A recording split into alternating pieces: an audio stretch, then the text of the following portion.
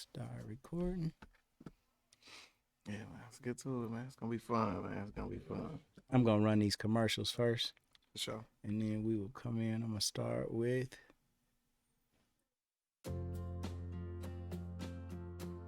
Angelina has the perfect mix of experience and temperament to serve as a judge in the Common Pleas Court. She's someone that's for all people, and that's what we need.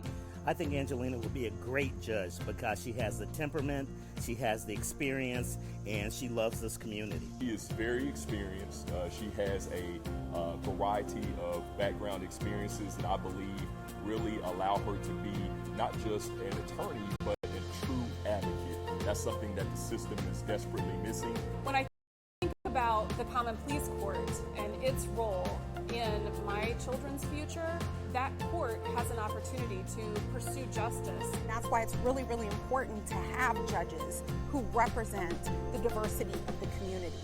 Make the right choice. Vote for Angelina Jackson for judge.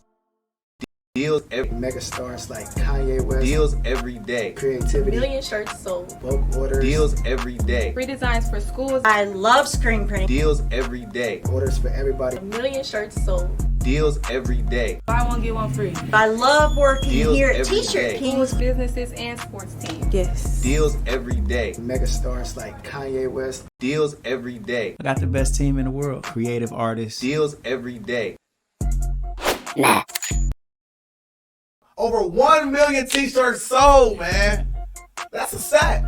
It is, but you know, I'm upset we ain't sold 2 million yet. That's all. What's most important for you at T-Shirt Kings, man? Customer service, man. Taking care of my customers, making sure that they major. What about your team? I got the best team in the world. They get busy. They love the customers. We got a saying, I don't gotta go to work, I get to go to work. What are some of the different styles of shirts that like you can get made here? I got DTF printing. We are definitely the screen print kings. We turn that around immediately for you, which by the way is what separates us from other companies. Somebody will tell you it takes 2 weeks. I tell you it's gonna take 2 days. Where do you see T-Shirt Kings like 5-10 years from now? We're already the best t-shirt company in the world. We already are coming up with concepts that I don't see anybody else doing. You order 20 shirts, 10 of them are free. Bulk discounts, fast turnaround, and free designs. Completely world class. We on. Yo, completely world class, man. It's your boy Peanut, the CEO of Dash Resource LLC. We got the artist formerly known as Smed. Well, you ain't cool if you don't go to that school. That's Horizon Science Academy, Dayton High School, man. Make sure y'all go and check out Horizon Science Academy. Welcome to the Legendary People Podcast. Yeah. I'm the artist formerly known as Smed, apparently. And we got my bro Peanut. Sure. And we got a true legend in the building today with us. But we want to start off by saying what's up to all our sponsors. Sheiks for breakfast. Agnes All Natural Grill for lunch. If you're ever injured, call attorney Michael Wright. TheShopArea.com is like the baby Amazon. Delivery is always free from the store to your door in 4 business days. That's TheShopArea.com. And when you want to get lit a little bit, get you some good old Kiara wine, you contact Antoine Cunningham on Facebook. We are at T-Shirt Kings and Camera King Studio. T-Shirt Kings ball till you fall sale. 50 shirts for $250, man. So you buy them for 5, sell them for 10, and make an instant double up. That's at T-Shirt Kings. Go for your mouth and Camera King Studio. And my brother Peanut Johnson is a real financial advisor, man, and he has a show telling you how to get a lot of money every Sunday. Sell Stocks Not Dope on the Dash Resource channel on YouTube. Make sure that you like, subscribe, ring the bell notification. And if you're watching this, the Legendary People Podcast, go and visit our YouTube channel, like, subscribe, ring the bell notification so you can get alerted every time we drop hot content like we are about to drop today. So now, without further ado, my brother Peanut Johnson, over to you, bro. Now, man, bro, I always say there's no legend higher, man. But listen, it was divine intervention how I ran into this brother the other day. I actually went down to try to vote early. You know what I'm saying? Which I implore everybody to go vote early. It's way easier. Knowing that you go to the wrong place, they tell you your polling place is somewhere else. You go to one location, you get in, you get out super quick. But I went down there early and like before they started, and I ran into him in the elevator, man. He's a really, really good bro, man. So give us Who'd you vote for? Huh? Who'd you vote for? Man, stay out of my business, man. Angelina Jackson. Of course I voted for Angelina Jackson. You idiot, man. I threw you a time. No, I threw. No, we have no time to. We have no time to kid. It's an inside joke because Angelina actually texted me today and told me to take down a post. So anyway. You idiot. What did you do? Man, I accidentally did a short clip and it showed my ballot. You can't do that. It's against the law, right? So anyways, I fixed it. So anyways, this ain't about me, man. It's against the law to show who you voted for, huh? It is, man. Is it? Really? It is. See? If people are aware of this law? I just found out. And look, thank God. See, each one teach one. I just learned. Dang. Yeah. So without further ado, we got Brandon McClain. What's good, bro? What's going on, bro? Man, bro, everything's good, man. Anything wrong? I had to make something up, man. Yes, sir. The artist formerly known as Smith. So here on the Legendary People podcast, we like to find out the origins of our legends. Without further ado, where'd you grow up? Man, I grew up in a small town in North Carolina, about 30 minutes south of Charlotte. I tell people, this is my adopted home. I've been up here almost for, getting closer to 20 years now. Okay. Got up here, been up here for about 15, and just been putting that work in. Wear a lot of different hats. I've been very blessed, but to me, it's not about what you do; it's about how you do it and who you do it for. For sure. So that's always kind of drove me to the point I'm at now. For sure. So let's go to the humble beginnings, right? So, what was the area, saying like, what was the time, the climate of when you grew up? Where I grew up, it was me, my mom. We lived with my grandmother. Grandmother, shout out to her. She just recently passed away, 102 years old. What? 102? Yeah. That is so cool. That's a blessing. Yeah, she was a blessing. We actually just lay her to rest, had a beautiful homegoing service. But she really instilled a lot of values and stuff. Obviously with that much age and wisdom, the way she taught us a lot was a lot of things that ain't really taught, but it's so necessary because what we know is that even though time has changed, a lot of things happen. And so, growing up, I just remember the climate being one that to me was where you had to be careful, you had to be cautious, and you had to be intentional because you never wanted someone to try to misshape your intention to be something that you did. She told me really purposeful action. She instilled that because I'm a stoop kid. So I grew up with the Price is Rights and the Young and the Restless. And so when my mom was working multiple jobs, a lot of times my grandma would take me wherever she was. And so I definitely concur with you. I was definitely grandma's baby, so I understand what that's like. I mean, I was the remote control before the remote control came out. Hey, turn the channel to channel 7. You know what I mean? You had to be the person there. So who were some of your early day one friends? Really had just a lot of my family, a lot of my close family, day one. I think growing up, particularly with our family, because we never really had a lot, but we always loved each other a lot. And so I had a really close bond with a lot of my cousins and things. Cousin Pierre, my cousin Jonathan. I got an older cousin, Priscilla, who is more like a big sister. I got another cousin named Big Mike. We got a running joke in the family that actually extends beyond both him and I. My grandfather, 7'2". What? He was 7'2". He weighed about 400 pounds. And he had a deep, thunderous voice. So, as you can see, a lot of times people hear me before they see me. To put it mildly, they hear me before they see me. But I got a cousin who's 6'11" and a half, and so we often talk about it. In the family gatherings and the holidays, and apparently he got grandpa's height and I got grandpa's voice. Yeah. So, yeah. That's cool, man. That's cool. So what school did you go to back then? Like elementary school.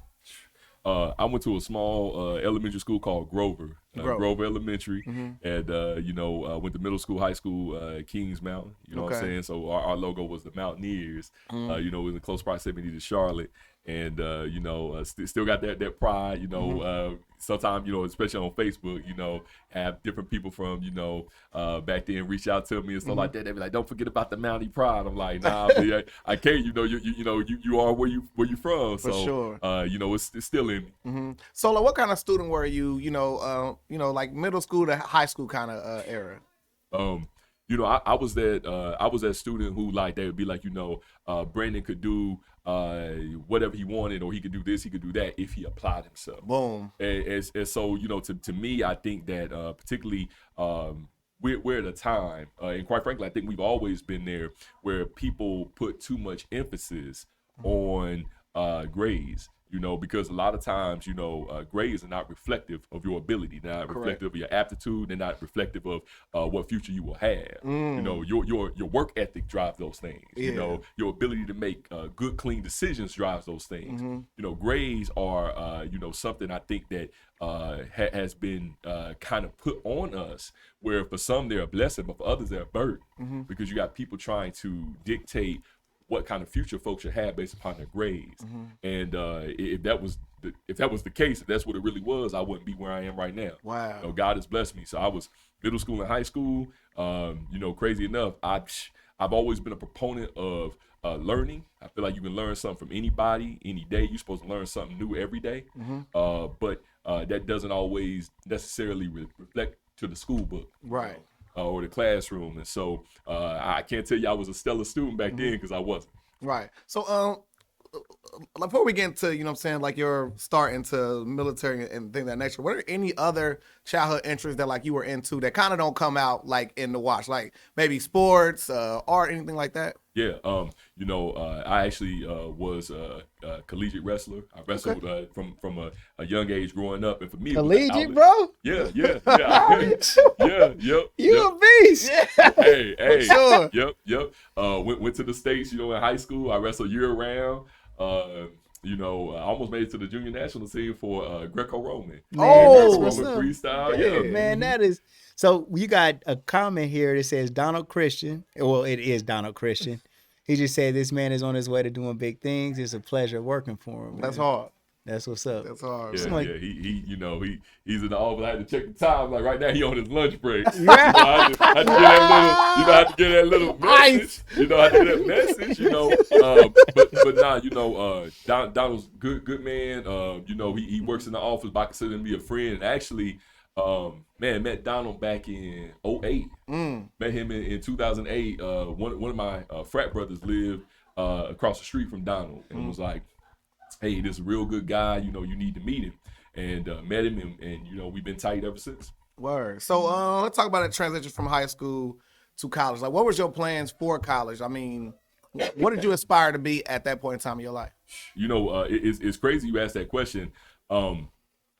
It's funny. I feel like, either people dream of being a certain job, they dream of doing great things.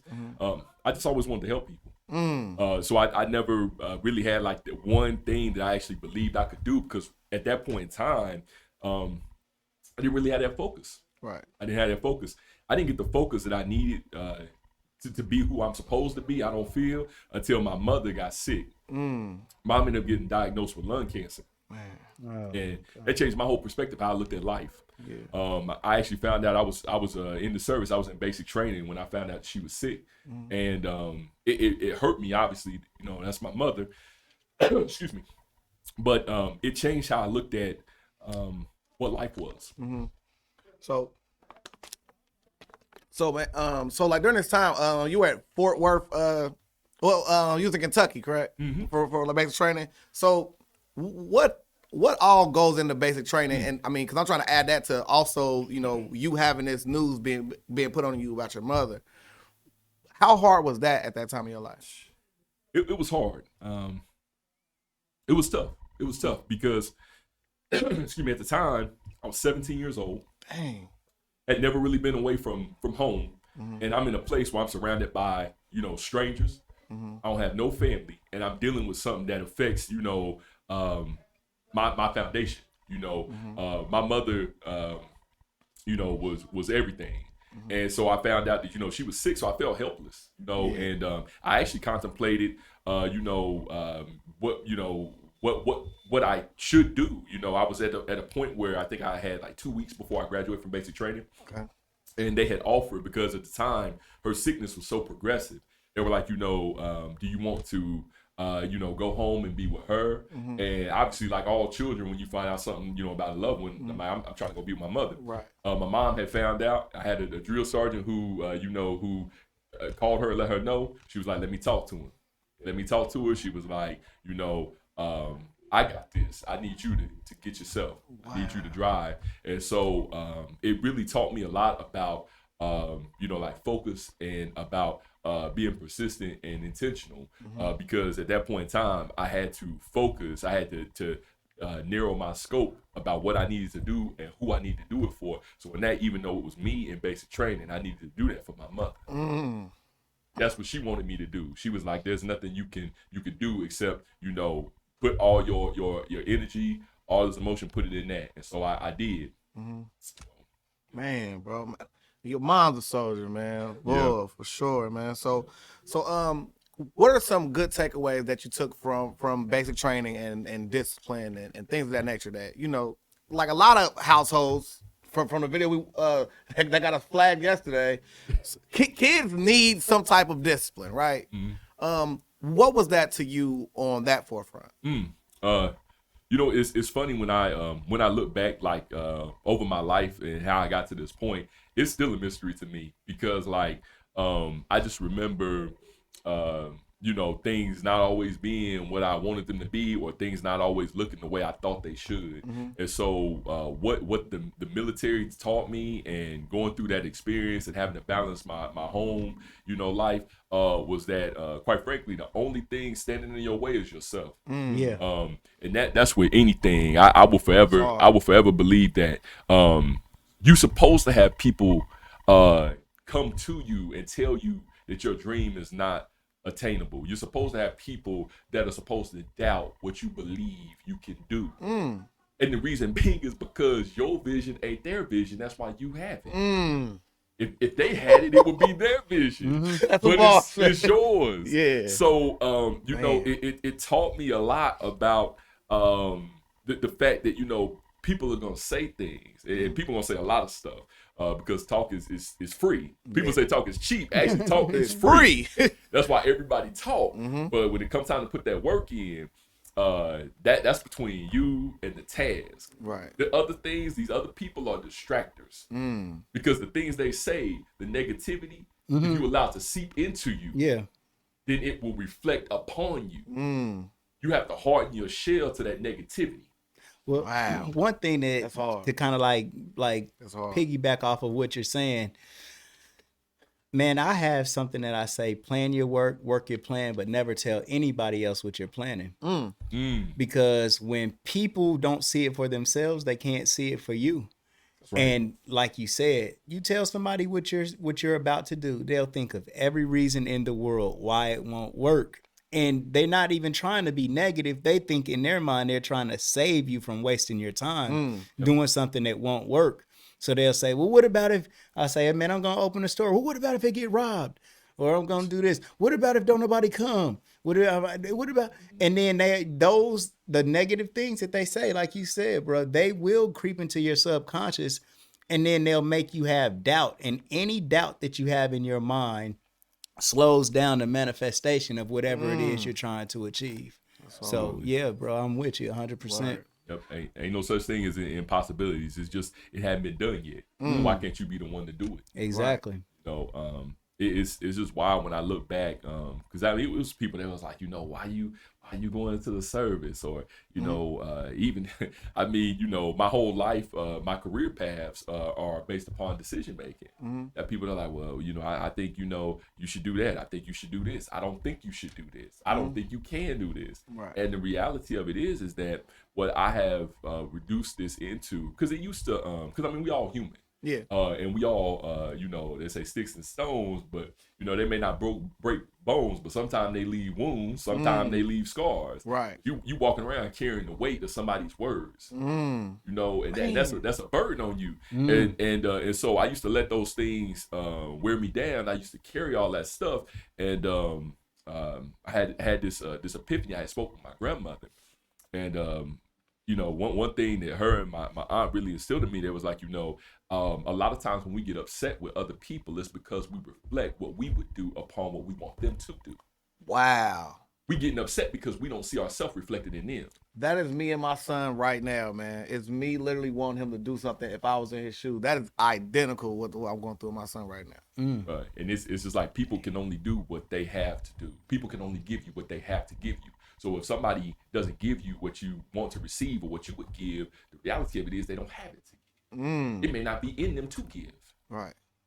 So, just a lot of those things, I think it set kind of like a foundation for me to get back to the military. It set a foundation for me, not just about discipline, but about persistence, about, what my work ethic really was and what my life set really meant for me to be dedicated to my purpose. Right. So, I mean, like the military is great, but like there are some negative aspects to it. I mean, I'm not saying, like the whole war and stuff like that. I'm saying the treatment of the veterans after they come home, which have been a big component of, what you've done in, in your social work. What are some of the things that you've seen on the negative aspect of the veterans when they come home and not being properly taken care of? One of the ways I even got into the military sparked something in my spirit was because my uncle was a Vietnam veteran. Okay. He was subjected to Agent Orange and didn't receive what my family and I would classify as fair and adequate treatment coming down the stretch. And that's something that really hurt me for a while, but I had to take that pain and I used it to kind of let it guide me to do some of the work I do now in my current role. Because he's but a representation of veterans all throughout this world, all throughout this country that don't receive just due for the service and the sacrifice they were willing to make. And so, whether that be with healthcare, whether that be with preventative treatments, whether that be with fighting for benefits they have earned, whether that be for disability, whether that be for mental health services, whether that be for job placement, whether that be for health assistance with obtaining a home. All of those things to me reflect the fact that oftentimes we don't appreciate or we don't reflect the value of those people who were willing to sacrifice everything for complete strangers. Wow. That's what a veteran is. They don't know everybody in this world. You talking about people like, oh yeah, you need somebody to go and do this? I'll do it. They didn't ask any questions about what the circumstances were, about what needed to be done. They didn't ask who they were doing what for. They just went and did it. Right. They didn't put any conditioning on their service. Yet we're putting a condition on how we serve them. Wow, man, that's profound. What roles led to you becoming an attorney? Like going from slamming people in college to now helping people in the military to now putting on a suit and going in there and trying cases. But it's even like now, every role that I've been blessed to occupy, they all have two, at least to me, two common streams to them, two common fabrics. The first one is that they all center around competition. Okay. All right. I'm there with you. And the second one is that they all center around service. Okay. Right. So it's all you against yourself. Right. So it's a task. Wrestling's an individual sport. Being an attorney is an individual sport. Okay. Elected official, county government, individual sport. Yeah. Okay. all competition. Got the vibe. It's you against the task. How can I get this done? What can I do? If I can't do it, who can I get to help me do something? Right. So my motivations becoming an attorney was wild for me because it's something that I always wanted to do. I didn't think I could do it. Wow. Didn't think I could do it because I had allowed negative words and affirmations to seep into me and ultimately was reflecting outward. What changed my perspective about academics, about life, about my own abilities was watching how my mother fought when she got that diagnosis. She continued to go to work. She never missed a day of work. What? Never missed a day of work. She go to treatment, go right to work. And so in my subliminal, I began to look at the fact that if my mother is terminally ill, she is taking care of me, she's taking care of my grandmother, she's taking care of herself, she's not complaining. What excuse do I have as an able-bodied young person with good health? What excuse do I have if she won't make an excuse for her circumstances? Right. And I couldn't think of anything. I was like, I need to put my head down and grind. And that has been kind of the perspective I've taken to everything. So once I was able to get past that and I seen how she handled her life coming down the stretch, I learned so much about how to live by watching how my mother did in her last days. Oh, man, that's hard. Because I was just like, I couldn't understand. I'm like, why? Like, I'm like, okay. Like, she was like, the doctor said I probably don't have that long. I'm going to do this, I'm going to do that, then I got to do this, then I'm going to go to work. What? And you thinking like, Mom, you should be resting or something, and well, no quitting that one. And it's crazy that was kind of, you know, I took that and I try to work the way I do, because to me that's the way that I pay celebration and homage to her memory and to the lessons I learned from her. So to me, it all brought it full circle. It all led to me being an attorney. Because I've always needed that competition in my life. I've always needed that competition in my life. My first year wrestling in college, I tore my shoulder up. Oh, wow. Tore my shoulder up. My mom was sick. I'm laid up. What could I do? Being laid up with a tore up shoulder. Right. Read. I'm at school. I had a hardship wave, so I went from active to being in a reserve component. So went to school with my mom. My arm is messed up. I'm laid up.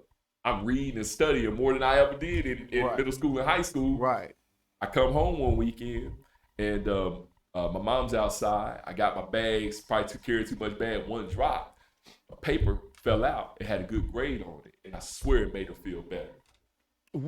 I swear it did. The moment she seen that good grade on there. The moment she seen that good grade. And so from then on, I was like, that's what I got to do. That's what's gonna be the key to making her feel better and getting her through this. So I started putting all that competition I couldn't on the mat into my schoolwork. Wow, man. So let's talk about some of the attorney things you did. Were you on which side of the attorney spectrum? Is it defense attorney? Okay. So what's one case that sticks out the most to you where you, like the evidence was crazy and you still had to make sense of it, and you know what I'm saying? And it worked out for the betterment of your client. Oh wow! Look, I'm about to. I'm gonna tell. Look, I won't be Law and Order. I'm not gonna change the names for the. I'm gonna tell the facts. Yeah. So it's crazy. Representing the individual, and this individual had 3 prior convictions for very serious offenses. Okay. He had a charge for a 4th offense that was just like this other 3, and it had an enhancer on it where he would have been looking at least 25-year minimum. Get the evidence. The person had claimed that he, at the time, had alleged that he had robbed him at gunpoint. And they were able to identify the gun to a T, the clothes he had on. Oh my God. The person's snatchel purse, kind of like a satchel, was found with him with their ID in there, and it had their kids' toy in there that they had ID'd. I'm like, okay. I'm like, okay, like this what is, you need me to do? like what exactly, like how you want this to go? You mean drop you off at the prison? So I went and talked to him and everything. Yeah. And he was like, I didn't do this. I'm like, dude, might be crazy. I was like, maybe we need to do a competency evaluation. There we go. Because I'm like, the person described, and they found every type of drug you could ever think of on him. I'm gonna tell you something. I'm gonna get back to that in a minute. They found all of this contraband. He had like that work on it. He had everything. Okay, he was walking around like he was the whole store. He was walking around like the pharmacy, and he was like, "I didn't do that." I was like, "Okay, well, can you explain to me how you came to get all of these things?" And they found the firearm on you that she described. He was like, I didn't do it. And I can't tell you how these circumstances got to this point. I'm like, somebody else involved? No, it's just me. I'm like, so you won't tell me how we got to this point. How can I help you? Right. He was like, can't really talk about it. So I got a situation where somebody talking about I didn't do it and I can't tell you how this happened. You are literally handcuffed and he's in handcuffs. You are handcuffed. I'm making trips. We going to see him. He's at the Montgomery County Jail. We're seeing him like every other day, trying to figure out, like, you know, just taking little small steps because I'm like, this don't make sense. You saying you didn't do it. You're saying nobody else was involved. How did we get to this point?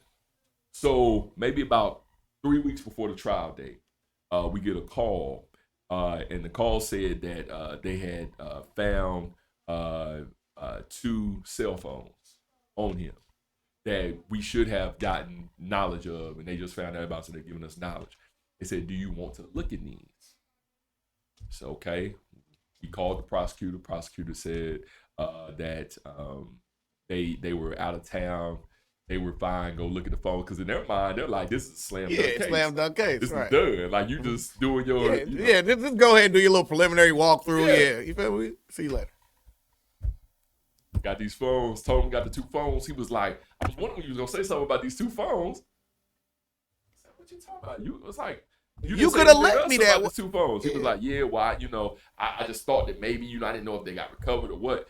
He was like, we need to get in those phones. I'm like, okay. So he gave us 5 or 6 different codes. These were the phones that, once you get to that 3, 4, and keep locking it. Oh, yeah. Then eventually it's talking about like... You got to wait 2 hours or something. Right. So we done used up days trying to get in these phones. Because he's like, I don't know, maybe the code is this, try this. None of these codes was coming back. We finally get to a point where we get into both of the phones. And the phones demonstrated that there was a pattern where this person who said they didn't know him, not only did they know him, but they had done business with him in the past. Oh. And the situation was this. He showed up at a location with something they had requested, and they didn't have the agreed upon payment.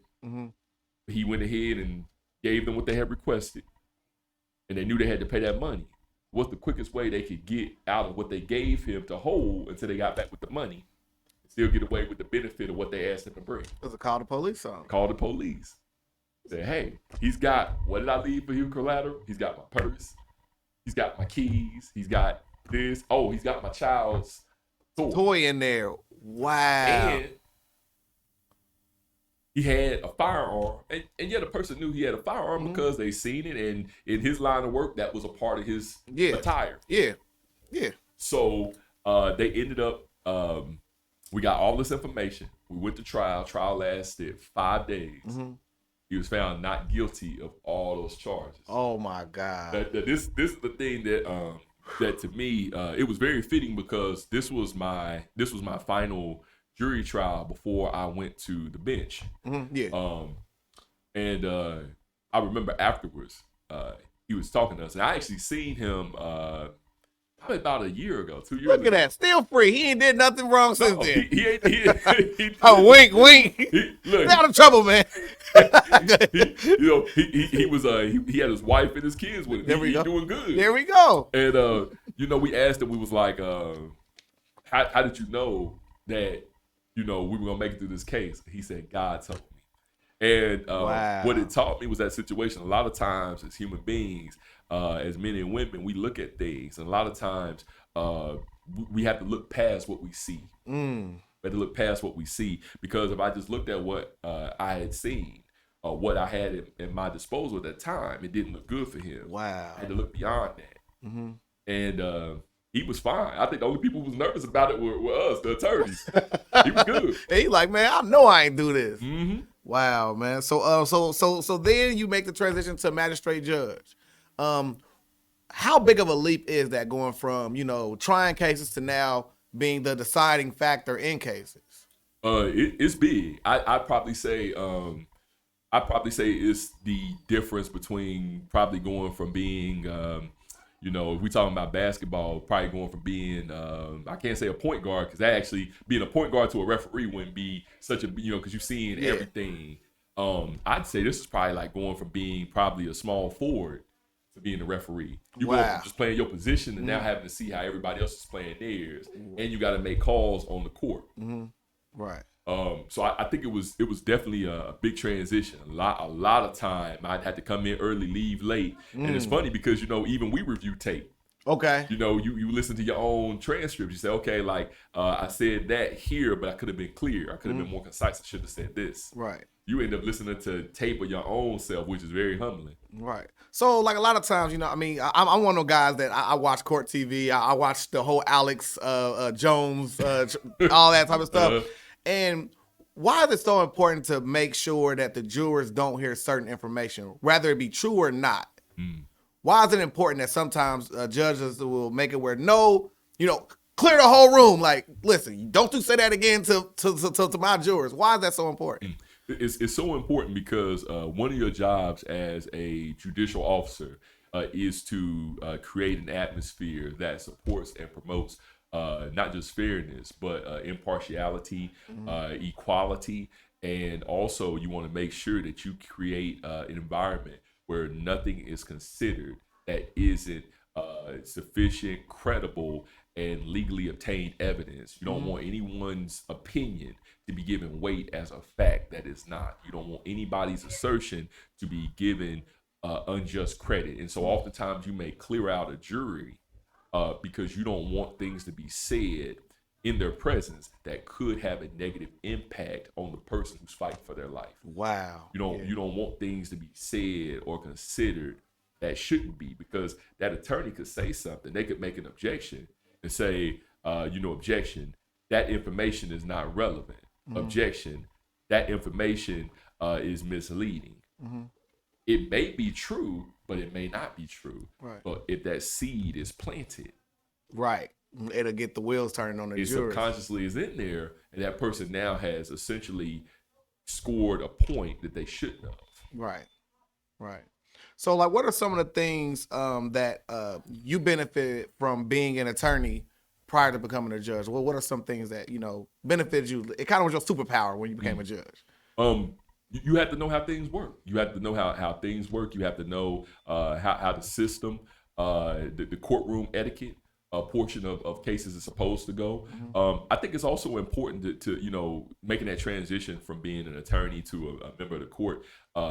You want to have somebody who is experienced. You want to be experienced because ultimately you're going to be deciding on evidence. We just talked about, what evidence is introduced, what evidence actually is considered, what evidence will be presented and go to the juror that makes the decision that impacts someone's life. You have to have that perspective and that experience of how things go, and you can only get that by doing it yourself. Wow. So to me, that's very, very powerful because as you think earlier, you gave your endorsement to Angelina Jackson. Are those some of the same credentials or attributes that you see in her? Absolutely. When I was a public defender, she was at the public defender's office, and we actually did some cases together. I think that she is the exact type of leader that we need in the common pleas court. We have to make sure that we have people who reflect our community, reflect our values. It's not just about having sympathetic individuals, it's about having empathetic people who are in positions to influence someone's life. It's about me looking at someone and saying, listen, you made a mistake, but I ain't no different from you. Right. Many people in this world, everybody in this world has made mistakes. Absolutely. Oftentimes, the only difference between people that's in jail and prison and people who are not is that someone's seen them make that mistake. Right. Right. That's empathy. We have to have people who recognize that the only person who is in a position to actually assert true judgment, who sits that high and is able to look low, he ain't on this earth. He upstairs. Yes. Nobody on this earth is without judgment, because one day we all gonna have to give an accounting on how we treated God's people. Correct, man. So, what one of your greatest takeaways from being a judge? I'd say many great points, but one thing that it taught me is that you always have to make sure that you make the decisions that you sleep with at night. Don't let anything or anyone persuade you to make a decision, because ultimately you're the one who have to answer for them. So some of the best advice I received: never make a decision you can't sleep with at night. Oftentimes the best decision, the correct decision, the right decision is not the easy decision. And as a person who I believe is said to be an under shepherd, The people who serve us, the people who we elect to these positions, even myself, we are under shepherds. Because ultimately, I'm there so you don't have to be. I'm keeping watch. Right. When my head is cold, I'm certain I will have to give an accounting to God on how I treated his people when I accounted them. Because the only reason I hear from people is when they need something. They need me. People aren't coming to see me like at the office, like, hey, everything is wonderful. Just want to let you know that, man. Right. It's great. Life is good. People are like, I'm hurting. Can you help me? Wow. So that burden, that is also a blessing that we carry. We have been given it's been given to us because we can carry it and because we're going to do something with it. Right. Words are not enough. We need people who are going to give intentional actions trying to remedy people's issues. So I probably say the biggest lesson that it taught me is that your decisions, whether they're right or wrong, they need to be the decisions that you made that reflect that you did your best, you did your due diligence, and they're the decisions that in your heart you felt were right. Wow, man. That's powerful right there, man. So at this point in your life, you've already, you know what I'm saying, became, like a veteran at this point, honorably discharged, attorney, magistrate judge, and then you get this idea to become the Montgomery County Recorder. First of all, what does the recorder actually do, right? For the people who don't know, what does the recorder actually do? Well, I'm gonna break it down. So, what I do is I protect homes. Okay. So to me, we're talking about generational wealth. We're talking about safety and security. We're talking about fraud detection and fraud prevention. So I protect homes. I also prioritize veterans. So as a veteran, that means a lot to me. But we have almost 50,000 veterans in the Miami Valley region. And so what I do is I connect our veterans to earn benefits. There we go. And then also, an aspect of every public service should be to provide top quality public service. So that means that when you call me and you need me, I'm there. So I've taken steps to save taxpayer dollars, which to me is very important because we know that we have a lot of challenges in our community.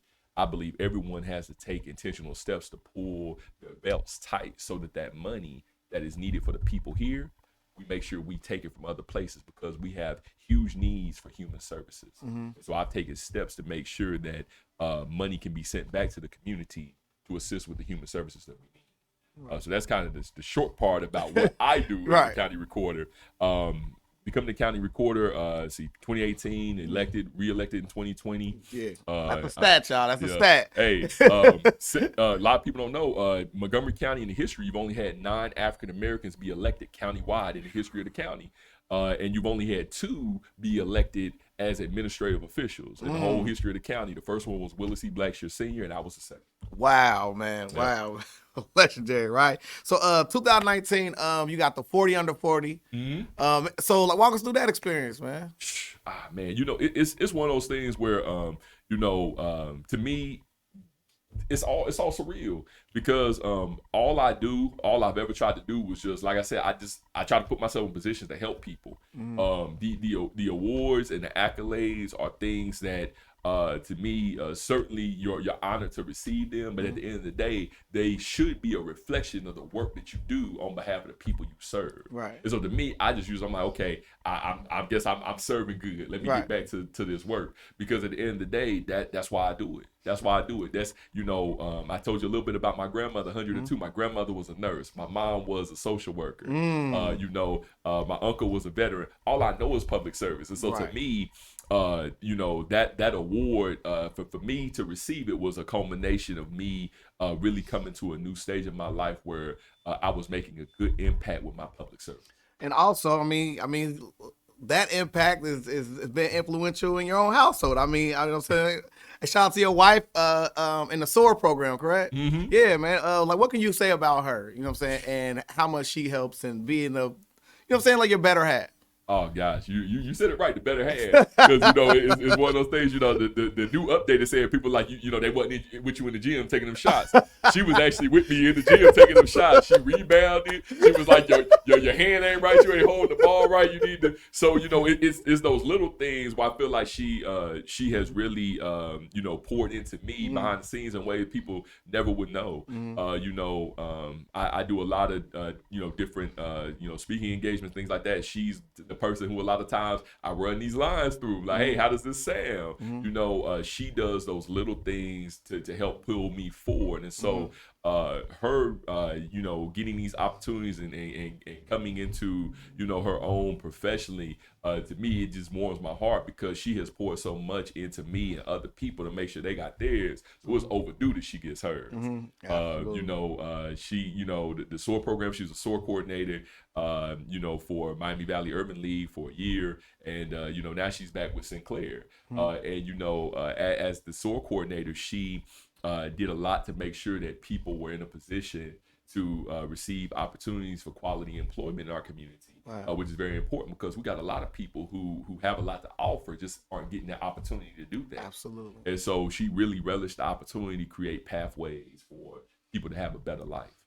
Word, man. So other things that you've done, the Frolic for Funds event. So like as a Frolic for Funds event, right? What is it like to have that camaraderie with you and your other constituents there? And I mean, because I know like y'all do the photo ops every now and then, but to actually be all together under one roof for, you know what I'm saying, like a good cause. What's it like to be back there with the people? You know, it means a lot because, you know, there was a time where I think that, quite frankly, nothing else, when everything shut down during COVID, it showed us what really meant a lot to us and what we were taking for granted. And so being able to come together or being able to shake someone's hand or you know, give a hug to somebody you ain't seen in a long time, those things meant a lot. We just didn't know how much they meant at that time. And so being able to gather around for the, you know, for events like the Frolic for Funds or, you know, even most recently we had our Black Elected Officials Gala. You know, it means a lot because you are being able to create memories in a space where everybody came together for one common purpose and goal.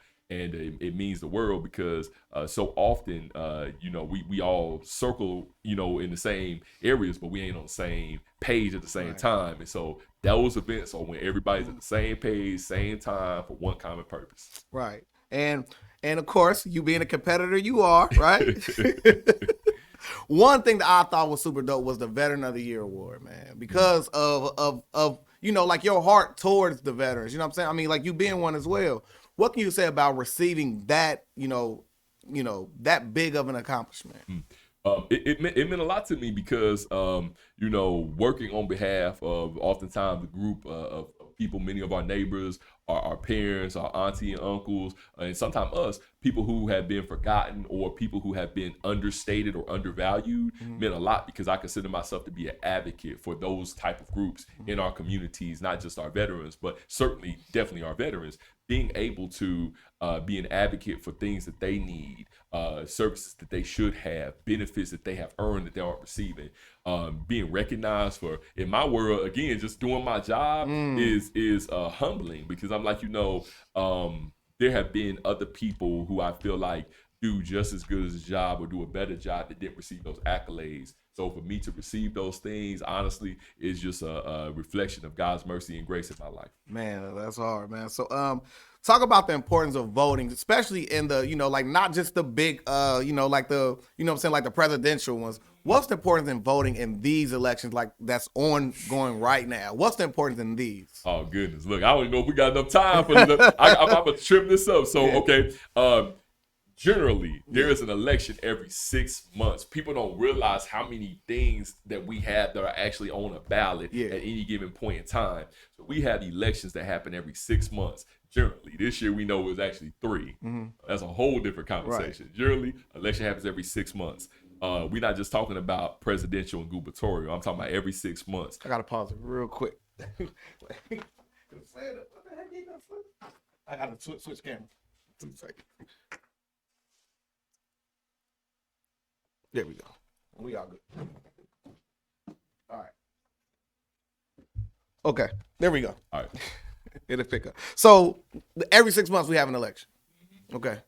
Every 6 months we have an election, and quite frankly, it's not just the presidential or the gubernatorial. Certainly, those are huge elections. Those are, you know, very important positions, but they are just as important as our local elections because the local elections actually showcase our neighbors. These showcase people that we see each and every day who are making decisions that are affecting our life. Yes. And so, you know, I say it all the time. Your voice is your vote. Do not allow it to be silenced. Mm-hmm. The only way that votes are heard adequately is if they form a coherent voice. That means we got to have people moving together in the same direction at the same time. Mm-hmm. That's why voting is so important, because oftentimes many people in our community have seen their votes be undervalued, and that is because oftentimes we are not regarded as traditional and regular voters. They take us for granted. Right.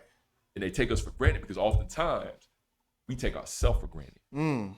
We want to put this facade on that our votes don't matter, when the reality of it is, when have you ever known someone to try to take something from you or anyone else that had no value? They try to take it for you because the value is actually, it's so important, it's so valuable, the value can't even be assessed. Nobody ever try to steal the air out your house. Right. So it's crazy. Yeah. So like, a lot of times I think people, they're like, oh, well, I'm not doing that because this person ain't never done nothing for me. But the pendulum for change is slow moving, but it always has an arch. Yeah. We could be moving in the wrong direction, and a whirlwind of votes come and change the course to move it back in the right. Yeah. You've seen this time and time and time again. And so voting is so important because that is not just a way that you can remain civically engaged, civically committed, but also you can make sure that you're involved in a manner that you can change everything in your community. I'm talking about the way the roads look. I'm talking about the set aside between your house and the curb. I'm talking about the type of ways and missions that you want the city to contribute to, or you want your community to contribute to. I'm talking about the type of businesses you want to see in your neighborhood. I'm talking about the type of housing structures you want to see, the type of businesses you want to see. I'm talking about the type of taxes you want to see, what kind of affordable health care you want to see, what kind of caps on certain drugs, say like insulin, you want to see. Right. Why do people have to pay pay so much for an EpiPen? All of these things are decided ultimately by individuals who are elected. Wow. And here's the other thing: even decisions that are made by people who are appointed still ultimately go to elections because they are appointed by people who were elected. So either you are an active participant in the voting process or you're a passive participant, but everybody is participating in the voting process whether they want to or not. Right, man. So you put that together in a beautiful bow tie, man. So in pre-production, we actually got a chance to speak about, like the younger version, right? So it's like you putting together, like a nice a wave of young crop and new voters, and you actually told a story in pre-production. Do you mind telling again of the first time voter? Absolutely. We so I'm the president of the Dayton Montgomery County Black Elected Officials. Every year we do a team voter march where we actually take youth that have been registered. We march them across the bridge and they cast their ballots for the first time. We actually had that event happen yesterday. I was very pleased with the support that we have received from DPS and the children and even the volunteers and the chaperones that were there. It was a wonderful event. I had the opportunity to meet a young lady who actually just turned voting age just in time to vote in the election. And she was reduced to tears. Her parents, first generation American, and she's the first person in her family to vote, period. Wow, man. And she was just so overjoyed, and it touched me because I was like, wow, like something that we know so many take for granted, she is relishing as a rite of passage. Right. And we talk about, traditional rites of passage being, as teenagers growing up into young adults, like, oh, I got my driver's license finally. I'm grown. Right. Then you work that first job and you get your check and you're like, they took all of my checks. You realize paying taxes apparently is a rite of passage. The rite of passage that no one talks about, that everyone forgets, is voting. Voting is a true rite of passage because you are making decisions that not just affect you and your neighbors today. You're making decisions that affect your kids, your grandkids, your great-grandkids tomorrow. Voting is about as important as it gets because you are making decisions that are setting wheels in motion for events that you won't even be here to see. Sure, man. So what's next for, what I'm saying? Like, what's next for you, man? He like, president. Look. Hey, that be hard. Hey. It look good on you, man. It look good on you. I got my blue suit and everything in the car right now. I always got a fresh suit on me. You know what? I wish I knew. I wish I knew.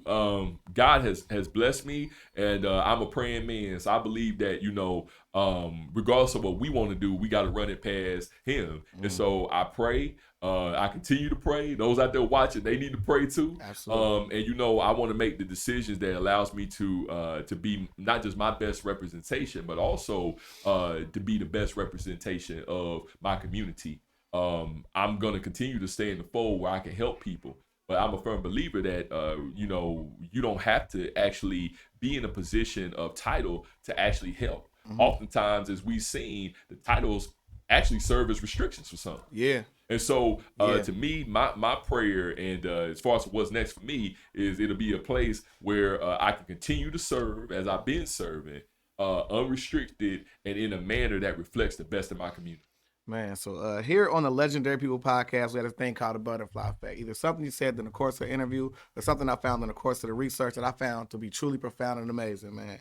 I mean, just for me watching from afar, you know what I mean? It's great to see, like a man of color, accomplishing goals, doing everything, you know what I'm saying, great when it comes to that. But when you go deeper into, like the fabric of other things I found out today, such as you having a relative that's 7'2" and things of that nature. You know what I'm saying? What you have accomplished just in this small city of Dayton has made you paramount to that.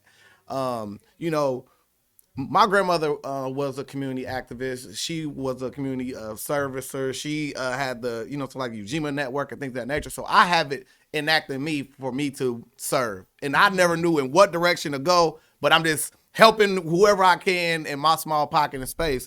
And for you to take that, to go on to receive multiple social justice awards, to serve our country, come back and then help the people who became, like people before you who served the country.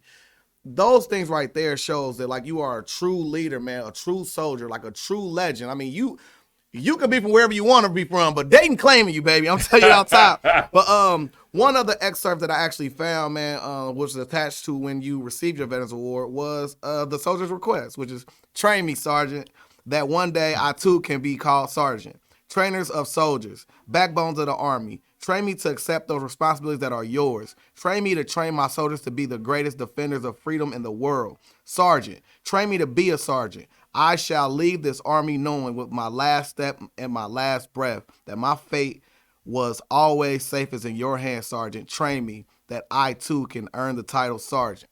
And I'm pointing that to you because I aspire to be, man. Thank you so much for going to Legendary People podcast, man. For anybody that want to reach out to him, how can they get in contact with you? Oh, wow. Facebook, Brandon McClain. You also find a page that's Recorder Brandon McClain or Montgomery County Recorder Brandon McClain. That's all me. Instagram is @Recorder McClain. LinkedIn Brandon McClain. I'm out here. You also feel free to stop by the office. I have an open door policy. I'm a firm believer that if I have the answer, then you have it. If I don't, we'll find it together. I'm on the 5th floor of the county building. That's 451 West 3rd Street, Dayton, Ohio. Come see me. There we go, man. Thank you so much, man. You a legend, man. Oh, man. Thank you, man. Look, hey, people know people. That's it. That's it. We in together. For sure, man. For sure, man. Yeah. Thank you, everybody. This man had to leave out for something important as always.